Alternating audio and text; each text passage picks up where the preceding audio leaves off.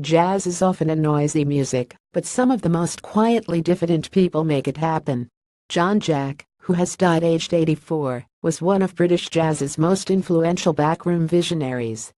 A fascinating source of oral jazz history, as well as a producer, promoter, and enabler, John was appositely dubbed the Zelig of British music by his friend Mike Gavin for the nous that seemed unerringly to put him in the right place at the right time. From his 20s to his 80s, John had his finger on the pulse of contemporary music, and of many of Britain's wider cultural changes too. He was a trombone-playing participant in the birth of Britain's Trajas revivalist scene as a teenager, an adventure that began with the purchase of Jelly Roll Morton's Drive Jazz and Pinetop Smith's Jumpsteady Blues Records in Shepherd's Bush Market, West London, around 1947. Following national service in the army, he became a bohemian habitué of the Soho nightlife that threw the ethnically diverse practitioners of jazz, African, and Caribbean music together. An autodidactic British beatnik living in Paris bedsits amid the café intellectuals of the left bank in the 50s, and aficionado of anarchist politics in the Basque Country, and later a student at the Slade School of Fine Art, London, who became an enthusiastic Gauguinesque painter of primitive art. By the 60s, he had been a traveling salesman for early indie labels including Carlo Cromer's Esquire and Emile Shallot's Melodisc, the former promoting emerging British jazz stars such as Humphrey Lyttelton, Acker Bilk and Ronnie Scott, the latter a variety of world folk forms and calypso and mento styles from the Caribbean.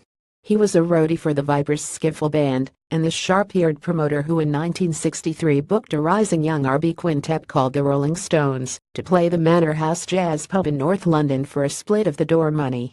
From 1965 to 1968, John managed the original Ronnie Scott's Club in Gerrard Street, Chinatown, as an all-comers jamming haunt after the main venue had moved upmarket to Frith Street.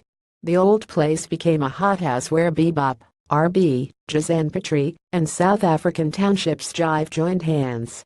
John Jack set up the Cadillac record label with Mike Westbrook in 1973 and 1973. With the bandleader Mike Westbrook, who he was also managing, John set up the Cadillac record label and a distribution company of the same name. For the next 3 decades, his habitats changed to grubby London basements and warehouses rammed with bulging cardboard boxes. The goatee-bearded, coolly dapper and constantly preoccupied proprietor could prove an unexpectedly bad-tempered recipient of unscheduled phone calls or visitors to his workplace.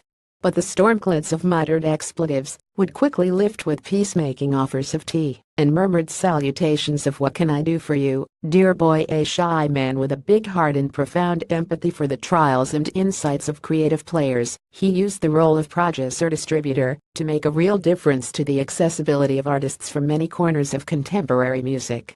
The work of UK post-bop originals such as Westbrook, Stan Tracy and Mike Osborne, the Jamaican free jazz pioneer Joe Harriott, post-Coltrane American adventurers including the violinist Billy Bang, and the saxophone virtuoso David Murray, they all found their way into the Cadillac catalog, and they became artists who could count on John as friends.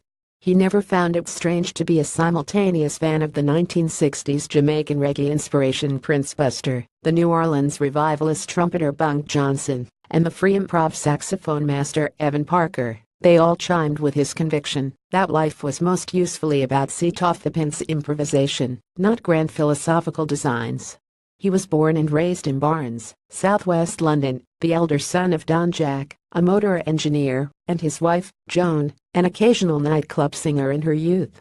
As John's youthful sociability on the music scene expanded, enthusiastic pauses of guests would often find their way back to the parental home. His brother Roger recalled a 21st birthday party that lasted a week, with stray musicians, instruments and stocks of booze eventually even displacing the long-suffering Don and Joan from their own bedroom.